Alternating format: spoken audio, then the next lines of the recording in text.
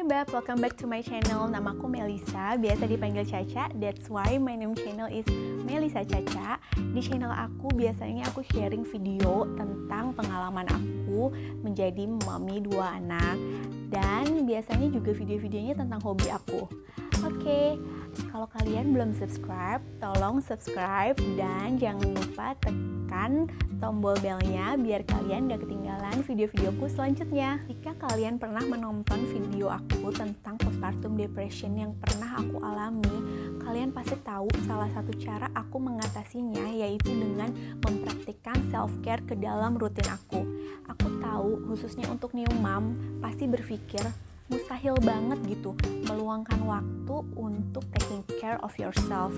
Dan pasti kayak udah ada mindset di pikiran kalian kalau selfish banget memikirkan diri sendiri. Juga dulu punya mindset dan pikiran yang seperti itu. Tapi sampai akhirnya aku mengalami yang namanya postpartum depression, aku sadar banget pentingnya untuk taking care of yourself. Dan aku akhirnya paham bahwa untuk kita merawat orang lain, kita harus merawat diri kita terlebih dahulu. Kalian inget gak sih kalau setiap kita mau naik pesawat, pesan dari pramugari itu apa? Pesannya adalah untuk menolong diri kita sendiri terlebih dahulu sebelum kita menolong orang lain.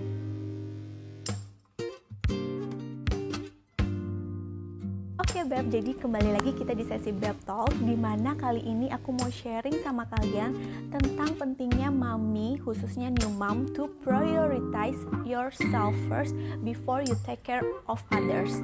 Jadi penting banget untuk kita merawat dan mengurus diri kita sendiri sebelum kita merawat dan mengurus anak kita, suami kita, atau keluarga kita. Dan di sini aku juga mau berbagi tips tentang self-care untuk new mom. Oh my god, yes, I know Beb, it's so hard to get enough sleep when you are a mom because babies don't sleep through the night, right? They nurse, they cry, they pee, they poop, and repeat. Tidur lebih awal. Jadi saat Maira di newborn stage, Maira itu cluster feeding, dimana dari pukul 3 sore sampai jam 7 malam Maira tuh minta nenen kayak 1 jam sekali. Nah saat jam 7 Maira itu udah tidur dan tidurnya lama. Jadi saat Maira tidur jam 7 itu aku coba untuk ikutan tidur juga. Jadi saat Maira bangun sekitar jam 1 atau jam 2 malam, aku udah punya waktu tidur yang cukup. Jadi biasanya bangun jam 1 atau jam 2 itu Maira ganti popok dan menyusui. Setelah aku menyusui, biasanya aku juga sempetin untuk pompa. Dan biasanya Maira akan bangun lagi sekitar subuh atau jam 6 pagi. Dan aku ngerasa dengan aku tidur lebih awal itu, aku bisa lebih fresh saat pagi aku bangun. Kamar rapih, bersih, dan wangi. Ini ngefek banget Beb untuk aku karena saat kamar aku itu rapih, bersih, dan wangi, pas saat aku menidurkan anak aku untuk tidur siang, itu tuh kayak otomatis aku juga jadi kayak pengen tidur karena suasana kamar tuh nyaman. Dan yang lebih penting lagi, aku dan anak aku bisa tidur lebih pules. Tidak minum kopi 6-8 jam sebelum waktu tidur. Iya Beb, untuk ibu menyusui nggak apa-apa kok untuk kalian minum kopi. Aku aja harus banget yang namanya minum kopi setiap hari biar aku bisa function. Tapi memang untuk ibu menyusui dibatesin 2 cup per day. Kalau aku sendiri minum itu cuman 1 kali sehari. Biasanya aku minum di pagi hari setelah aku sarapan. Jadi pernah nih Beb, aku minum itu sekitar kayak setelah makan siang jam 1 atau jam 2 gitu. Malamnya aku gak bisa tidur banget ya. Jadi aku gak saranin untuk kalian untuk minum 6-8 jam sebelum waktu tidur. Apalagi untuk kalian yang sensitif sama kafein. Ask for help. Jadi kalau kalian ada di situasi yang sulit untuk dapetin waktu tidur yang cukup, itu gak apa-apa kalian untuk minta bantuan orang lain. Jadi kayak waktu itu pas Arkan 3 bulan pertama itu aku eksklusif pumping. Jadi aku capek banget yang namanya kalau dari pagi sampai kayak sore gitu, aku bisa minta bantuan orang untuk ngasih ASIP saat aku harus pompa. Tapi kalau malam, pas akan bangun malam, tengah malam untuk kayak nyusuin, itu aku bener-bener kayak harus semua sendiri. Aku harus manasin ASIP dulu, terus abis itu nunggu ASIPnya panas, itu aku harus ganti popok Arkan. Abis itu aku ngasih ASIP ke Arkan, terus nidurin. Setelah nidurin, aku harus pompa. Iya, dan setelah itu kayak aku abis pompa, aku tuh kayak baru tidur kayak sejaman gitu, Arkan udah bangun lagi. Iya, itu bedanya. Aku ngerasain banget anak laki-laki sama perempuan nyusunya beda banget. Kalau Arkan tuh bener-bener kayak ya bangunnya bener-bener 2-3 jam sekali gitu, malam pun juga kayak gitu. Dan itu aku capek banget.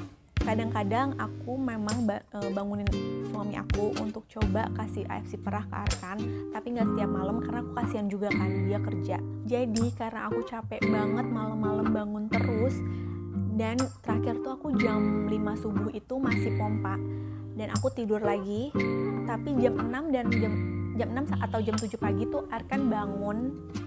Itu aku gak bisa bangun karena aku masih ngantuk banget.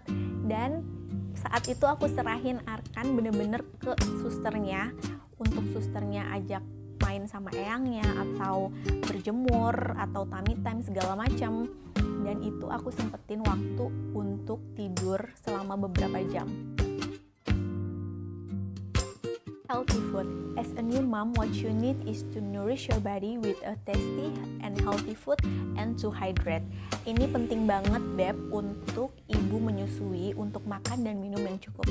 Jadi ada pernah sih di stage aku, terutama aku pas aku lagi postpartum depression, itu aku gak nafsu makan. Nah, pas saat itu efeknya banget ke baby aku. Aku gak nafsu makan, makanku gak bener, aku stres. Jadi ASI aku itu sedikit, apalagi aku eksklusif pumping juga waktu itu.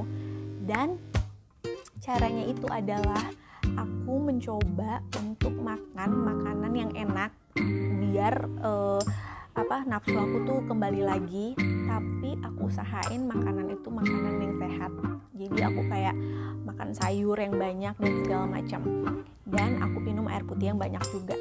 Tips untuk yang males minum air putih itu adalah, aku punya tips nih, untuk sediain kayak botol besar atau kayak jug gitu, diisi air. Kalau kamu mau tambah enak atau kamu suka, tambahin slice lemon, dan kamu taruh jug itu di kamar kamu dan di meja makan atau tempat lain yang kamu sering berada di situ. Jadi kamu nggak lupa untuk minum, karena minum yang banyak itu penting banget untuk ibu menyusui terutama. Kalau kalian nggak bisa masak, kamu gak ada waktu atau gak ada mbak, tenang aja Beb, banyak alternatifnya sekarang karena banyak restoran makanan-makanan sehat sekarang kan di mana-mana, dan kalian bisa order itu dari GrabFood. Dan sekarang juga banyak catering makanan sehat yang kalian bisa langganan gitu setiap hari untuk makan pagi, siang, sama malam itu dikirim sama mereka. Dan plusnya lagi, catering itu udah menyesuaikan dengan kebutuhan kalian. Misalkan kalian ibu menyusui, menu-menu mereka itu udah nyesuaiin untuk kebutuhan gizi ibu menyusui. Jadi gak usah khawatir kalau kalian mikir misalkan ini dalam jangka waktu berapa lama nih kayak gini, kan boros kalau kayak gitu pesen GrabFood terus atau catering terus. Tenang aja Beb, masa-masa kayak gini tuh kayak 2 atau 3 bulan kalian akan bisa menyesuaikan, kalian bisa masak lagi. What makes you happy? Jadi buat list tentang hal-hal yang bisa membuat kalian happy dan coba luangkan waktu untuk melakukan hal-hal tersebut. Kalau aku coba maskeran di saat suami aku baru pulang kerja dan dia main sama baby, aku punya waktu untuk maskeran. Terus aku nonton drakor saat menyusui anak aku atau sambil aku pompa. Terus yang aku lakuin lagi adalah dandan. Iya, karena dandan itu bikin aku lebih percaya diri. Jadi sesekali aku dandan walaupun di rumah aja. Terus hal-hal lain itu adalah yang aku paling enjoy itu adalah pijit. Jadi aku panggil tukang pijit ke rumah Jadi saat baby aku bobo atau tidur siang, aku bisa pijit dan relax. Go out. Oke beb, jadi bosen banget kan untuk kita punya newborn terus kita di rumah terus aja. Nah, sesekali kita keluar selain hospital visit, dokter appointment untuk ngantar anak vaksin. Coba deh setelah hospital visit, kita jalan-jalan ke mall, kita bisa window shopping, bisa lihat-lihat barang bagus, cuci-cuci mata, itu pasti bikin kita lebih fun. Atau kita ke rumah temen playdate atau ke rumah saudara, bisa bikin kita refresh daripada kita cuman di rumah aja.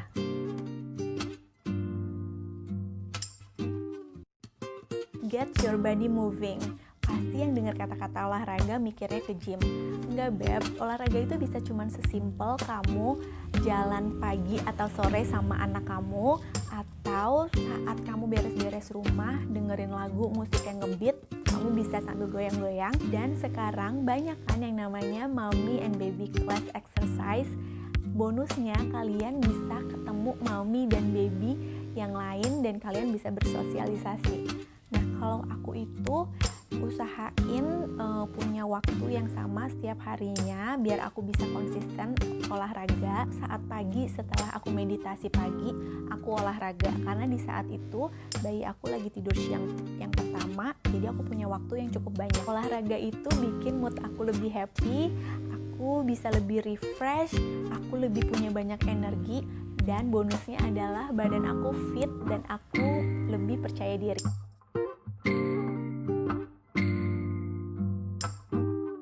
Socialize.